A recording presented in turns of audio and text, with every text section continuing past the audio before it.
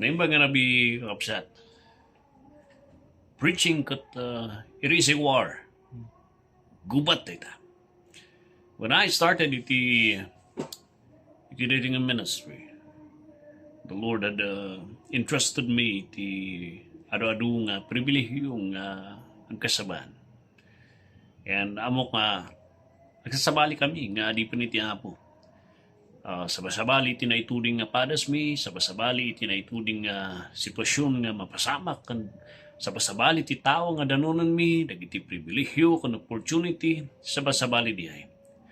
When I started iti dating calling iti panangikasabay iti salty years, tinapan nga dagos ti panunod ko kat haan lang nga ordinaryo nga agsasaukay di sa unganan. Haan lang nga dito kat puulam kat katay nga iso ti panakaawat ti daduma nga naglakad ito nga trabaho nalaing ka lang agsaukot mabalinan nga kasaba. When I started at the preaching, nagngaton ti panagkita nga han nga sinsinan at nga trabaho.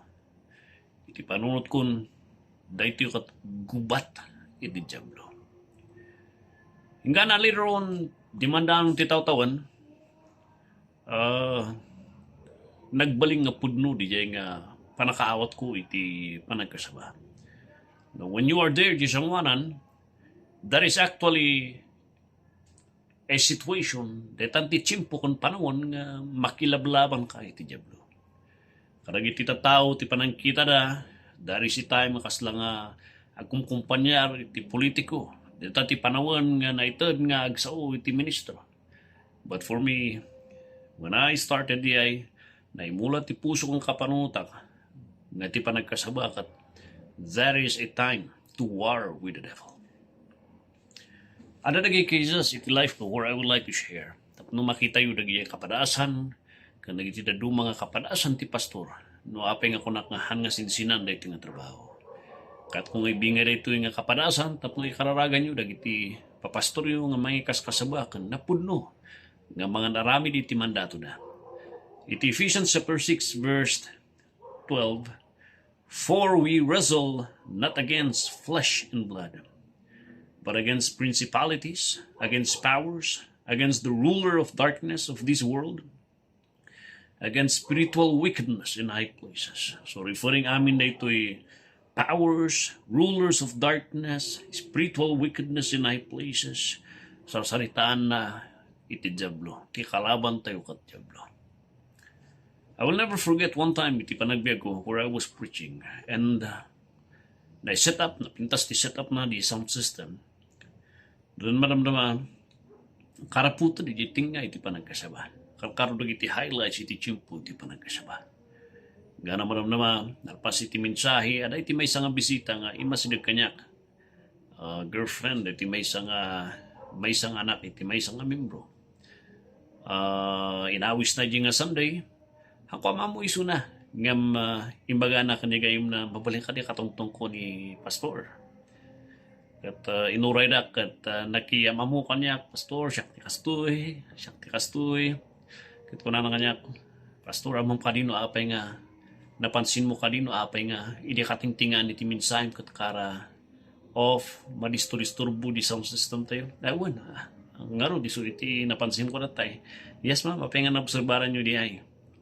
Pastor, gamin, ada di ubing nga magpasya-pasya nga magpakpakpakpakita kanya ka magdisturbo kanya nga apan na kuti-kuti on di sound system di samo iso nga madisturbo di sound system iso nga agputad madisturbo maputad agdisturbo di gamin ubing kanya nga ubing awan mo tinakitak tatay pastor ada tag pakpakita kanya nga ubing kat tatay sinmurot dito di napanak titi simbahan kat nakitak nga napan di samo pinakibiyangan na di sound system tayo jay.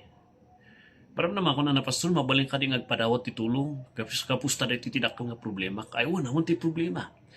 Mabaling nga pantay unag. Kung nakpiman, itay may isang room, kadwa na di gayam na, kung nagtidado mga members iti church. And kung mabaling nga ibingay mo kanyak ti problema, ibingay na kanyak ti problema na nga, adati mang disturbo kanya ng Diablo, nga agap-apir nga kasla may isang nag-cute ka nagpintas nga ubing. Nga nuhan nga patganda dito'y balasang, di kayat na di ubing, agbali nga kabut-butong titsura na di ubing nga di, nga agwala nga parigatan na iso na. And while she was talking, di timpo nga diay, nagtutungtong kami. Kadwak dagiti leader jay nga mangkat katungtong, bigla nga nagsausunang nagpayugyug isunang nagdungog kat kunak kanya na, ma'am, marikriknak nga dati something evil nga presence Jerome. Nariknak di aga pustay dadak di Sagada for 5 years. Kanayon rinabi maris disturbua kiti Sagada. Rinabi nga makpakpakita kanyak dagiti Diablo, and I came nga ije chimpo nga di nariknak manon di rikna di presensya iti mading espiritu di chimpo kanya kwarto nga di. And at that moment in time, kunak kan iti balasang, ma'am, kapsat, ada ka di isuna diti likod ko? Tamarikriknak nga da isuna diti likod ko? Haan nga kumita di balasang, biglang maramdama kat, agtulog, pastor, ada talikod mo, agungot isuna kanyak. Then biglang maramdama kat, linuganan ng di babae. Kat agsaon isuna, apay nga makilalam ka kanyak. Apay nga disturbunak. And later on, curse nak mutan, and di balasang nga di ay naposes mutan di Diablo. And for that time, pa kami yung kwarto, and I exercise iti dati ti may nga nakabutbut ng ministry, exorcism. Di usto nga biblical nga panangsango confront iti dito nga sitwasyon. And in-share ko ti gospel kanya na, agsasaw nga rod, agsang sangit di balasang, agsasaw man ng demonyo. So there was a battle nga, agsaw di maysa, parparigatan di demonyo isuna. And I just shut up po na di demonyo, tinaga ni Christus, will you shut up na demonyo? And siyempre agsasaw pa lang di balasang, kunak kanya na, the only way tapno ma-release ka iti dito nga sitwasyon, nga katawatom ni Christus, tapno iti Santo Espiritu katagyan iti bagingan nila. Di chimpo nga di ay, di chimpo ti panang awat na. Inawat na ni Kristo nga manubot ka ng isalakan na. Di chimpo di statement ng Apo Diyos Jesus. Awa hatak si kahana pulos may batan. Awa hatak agsaw mo na demonyo. Hapay nga pakpakibiyang anak. And at that moment in time, kunak kanya, shut up mga Diablo. Katong mo ni Apo Diyos, ipunong kanya at pamatin. Nga na ipuno na ti pamati na kani Kristo Jesus na ulaw isuna. And for that moment, never, nga na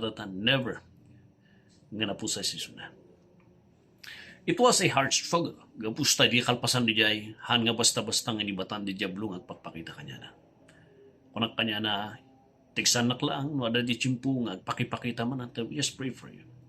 But don't mind her. Gapusta no, panpansin na misuna, kaya kahit nang subsublin siya. Ada di chimpo, yawat ka no, pakita ka no di ubi, yawat na ti kutsilyo takat ng suicide. Yawat na di any object nga delikado jay, suicide di balasang, ano ka, teksisuna kanya ko. We'll pray for you, and hamong panpansinan, you stay away from that devil, from that demon nga nita. So I see, makita dito kapsat, preaching is a war di Diablo.